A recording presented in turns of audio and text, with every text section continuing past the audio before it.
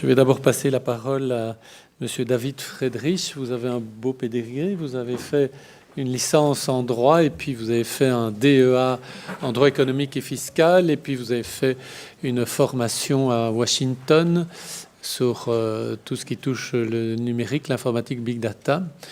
Vous travaillez actuellement dans le groupe L'Arcier, ou plutôt l'Actionnaire, les éditions Lefebvre, et vous allez nous parler du produit que vous avez lancé en matière fiscale.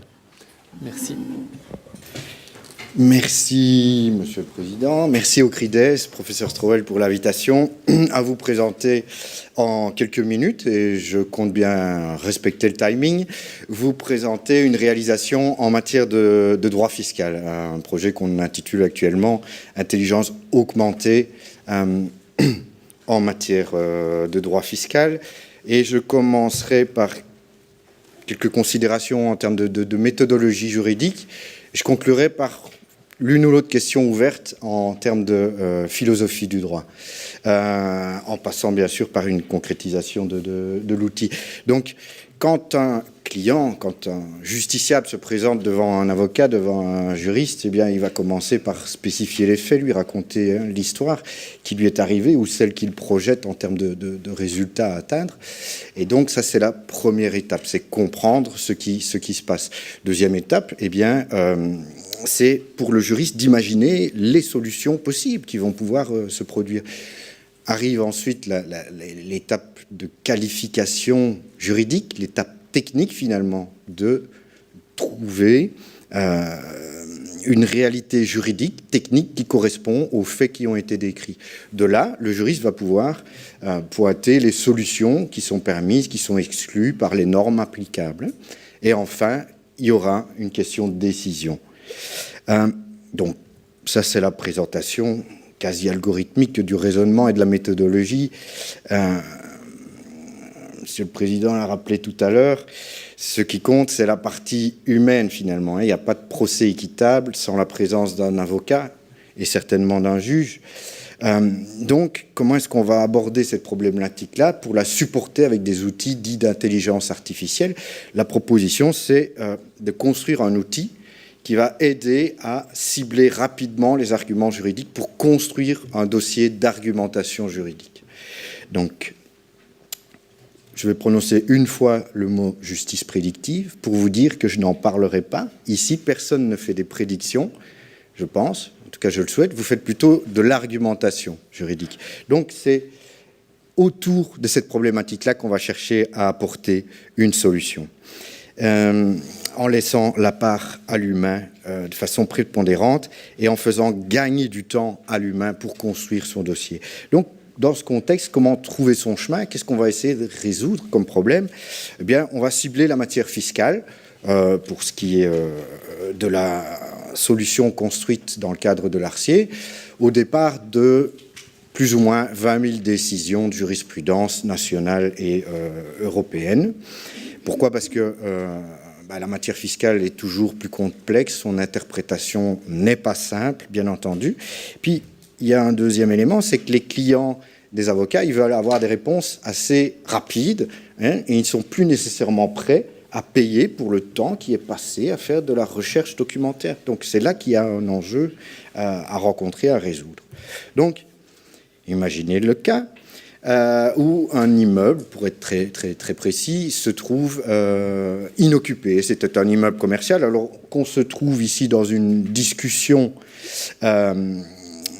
en justice ou bien un dossier que l'on va préparer a priori pour fournir une consultation, on va aborder les problèmes de façon comparable en spécifiant d'abord ce qui se passe. Et qu'est-ce qui se passe? On a un problème d'occupation des lieux.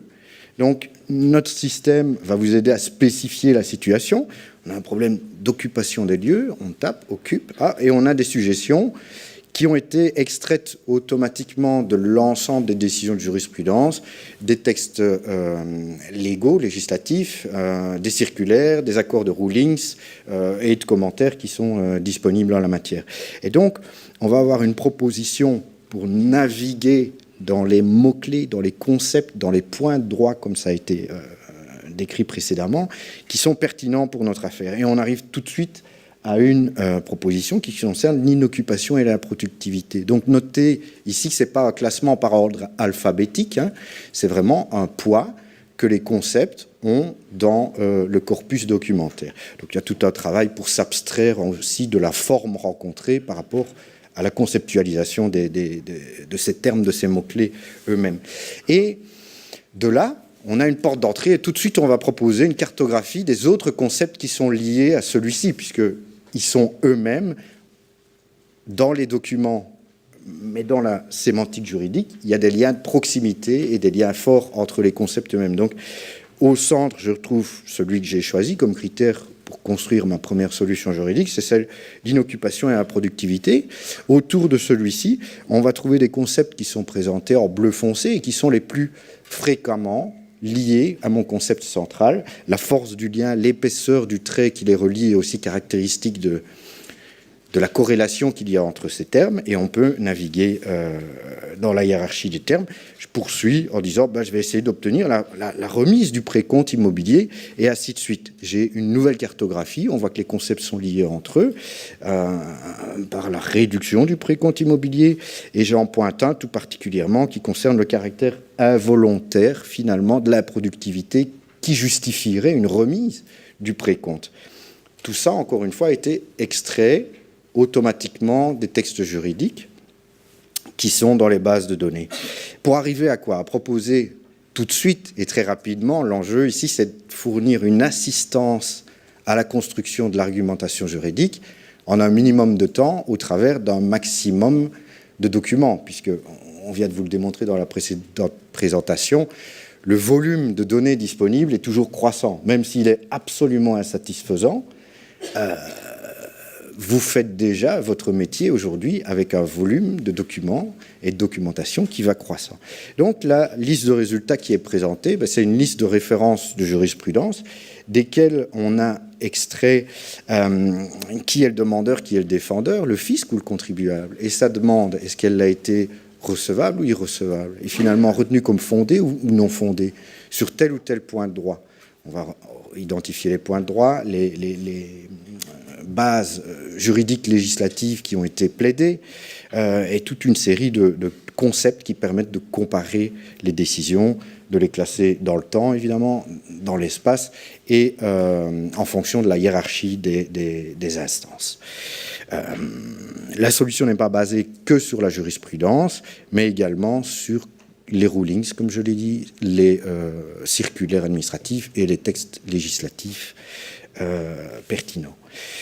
Donc, là, vous gagnez déjà du temps au niveau de l'aperçu, mais ce qui est le vrai enjeu, c'est à la lecture du texte intégral d'une décision pour lequel il y a des métadonnées intéressantes et pertinentes qui ont été remontées et associées automatiquement, c'est vraiment pour vous, à ce moment-là, le juriste, de sélectionner le ou les paragraphes pertinents pour construire l'argumentation, d'associer cela dans un dossier que vous traitez à une solution juridique que vous concevez, et là, on a un argument qui est favorable ou défavorable à la thèse que vous défendez. Encore une fois, vous allez cliquer pour construire et indiquer que vous construisez une solution en faveur du fisc ou en faveur du contribuable. Et cet argument retenu, vous le pointez comme étant pour ou contre la thèse que vous êtes occupé à défendre et à construire. Et ainsi de suite. Et finalement, assez rapidement. Sinon, qu'est-ce qui se passe aujourd'hui? Quand on a trouvé les décisions intéressantes, on en prend une partie, on les donne à l'assistant junior qui doit tout commencer à lire, à préparer, à retenir celles qui sont favorables, défavorables, à mettre des post-it, à mettre du fluo là où il faut. Le praticien ici va le faire directement. Et qu'est-ce qu'il obtient in fine? C'est un dossier d'argumentation qui est lié ici à son dossier, qui est acquis meuble, SA, contre le fisc. Il a imaginé une solution qu'il a intitulée « Entrepôt inoccupé ». Il a pointé que c'est une solution qu'il construit en faveur du contribuable et dans laquelle il a associé des concepts, des critères de recherche pour argumenter et construire sa solution juridique. Et d'un côté, il a des solutions, des arguments, des références avec le paragraphe pertinent qui sont relevés comme étant favorables à son argumentation, et dans l'autre colonne, les arguments qu'il risque de se voir opposer. Et là, en l'occurrence, c'est toujours difficile de prouver le caractère involontaire de la productivité de l'immeuble qui justifierait une remise du précompte immobilier. Donc voilà, on peut gérer a priori, mais on peut aussi gérer le dossier d'argumentation au moment où on est en phase contentieuse. Comment ça marche finalement? Mais c'est grâce à l'extraction de toute une série d'informations qui caractérisent la décision de jurisprudence, les points de droit, qui est le demandeur, qui est défendeur, dans quel sens va la décision du juge. Et ça, on peut le faire pour une décision. C'est finalement tracer un petit peu l'ADN de cette décision. Dès lors, on peut le faire de la même manière qu'on compare l'ADN des uns et des autres, on peut comparer les documents entre eux. Et donc, vous proposez des recommandations de contenu au moment où vous lisez la décision pertinente. Et comme le fait Facebook, Amazon et compagnie, c'est vous proposer des contenus qui se rapprochent le plus de celui que vous êtes en train de lire et que vous trouvez intéressant. Ici, ça va être orienté comme étant des contenus qui sont favorables ou défavorables, justement, à la thèse que vous défendez par rapport aux documents que vous avez retenus. C'est ce que j'indique dans l'écran de gauche. De l'autre côté, qu'est-ce qu'on a comme suggestion? Eh bien, c'est dans le temps. La prochaine fois que vous allez vous connecter à la plateforme, le système, il a retenu, il trace tout ce que vous avez fait pour gérer vos dossiers et il va vous faire remonter des suggestions sur les nouveaux documents qui sont entrés dans la base de données et que vous n'aviez pas vus jusqu'ici. Là, encore une fois, gain de temps, gain de sécurité quant au crawling, quant à la vérification des documents qui entrent dans la base de données. Tout ça est très bien. Je n'ai parlé jusqu'ici que du côté technologique. Ça marche parce qu'on ne croit pas au miracle du tout à la technologie, du tout aux statistiques et de cette puissance de calcul. Non, l'outil dans sa couche d'intelligence artificielle permet d'améliorer la performance et d'aller plus loin et plus vite en précision et en volume de contenu identifié. Néanmoins, il faut toujours un expert pour utiliser le système, ça c'est clair, pour interpréter aussi et pour vraiment en tirer le meilleur parti. De toute façon, les contenus qui sont rentrés dans la base de données sont déjà des contenus qui émanent d'experts. Un commentaire administratif, une décision de ruling, une circulaire administrative, tout ça c'est rédigé par des experts aussi. Donc il y a de l'intelligence des experts à l'entrée et à la sortie et à l'exploitation. Et puisqu'il y a une dimension complémentaire, c'est d'intelligence collective, notre système va apprendre et être corrigé grâce à l'expertise des uns et des autres. Et puis, quand on collabore en tant qu'utilisateur, vous bénéficiez évidemment des corrections et des apports de vos pairs. Donc, voilà pourquoi on a un système qui va tenir la route et fonctionner. Et alors, deux toutes petites questions quasi philosophiques qui introduiront certainement des réflexions pour l'après-midi et qui visent à démontrer finalement qu'on croit à cette approche qui prend du temps et qui n'est pas basée uniquement sur l'approche statistique. Voilà. Fin mars, une voiture Tesla a tué son conducteur en mode autopilote. Tout ça est piloté par des systèmes de machine learning comme ceux qu'on emploie pour modéliser nos informations. Et c'est pas tellement pour dire que ça ne marche pas. Statistiquement, ça marche très bien, sauf dans ce cas-là. Ça, c'est dommage, surtout pour le conducteur. Mais l'important, c'est de comprendre pourquoi ça n'a pas marché dans ce cas-là. C'est parce qu'il y avait un camion blanc sur un ciel très clair. Et donc, il y a toujours des configurations qui font que les statistiques et la puissance de calcul ne va pas pouvoir gérer tous les problèmes. Et ça, on en est bien conscient. C'est pourquoi on intègre dans notre système une dimension importante à la correction et à l'apport du juriste et à la différenciation des différentes approches possibles. Autre élément, mais c'est simplement ce qu'il faudra retenir, c'est ici en matière de traduction automatique, quand vous passez de l'anglais vers le turc ou le malais, qui a le genre neutre, eh bien, il est un babysitter ou elle est un docteur, ça se traduit par une formulation au genre neutre. Et quand on repasse dans l'autre sens, du turc vers l'anglais. On a un stéréotype comme ça qui est appliqué, statistique, c'est que elle va plutôt être une personne qui exerce le métier de babysitter, et le docteur, ça va être un homme.